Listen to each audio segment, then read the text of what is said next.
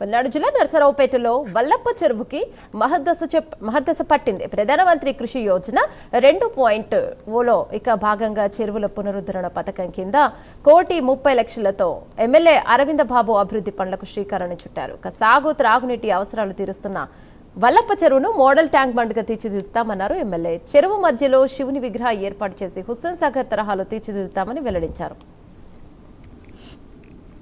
మరి వల్లప్ప చెరువు అనేది పురాతనమైన చెరువు. ఇది దాదాపు 200 సంవత్సరాల చరిత్ర గల చెరువు. ఇది చుట్టుపక్కల ఉన్న ప్రజలు, గ్రామస్తులు, రైతులందరూ కూడా మరి ఎన్నేళ్లుగా దీని మీద బ్రతుకుతూ దీని మీద జీవనం గడుపుతూ రైతులు కానీ సాగునీరు, తాగునీరు, అదేవిధంగా పాడి పంట అన్నీ కూడా దీని మీద ఆధారపడి దాదాపు కొన్ని వేల మంది దీని మీద జీవనం గడుపుతున్నారు.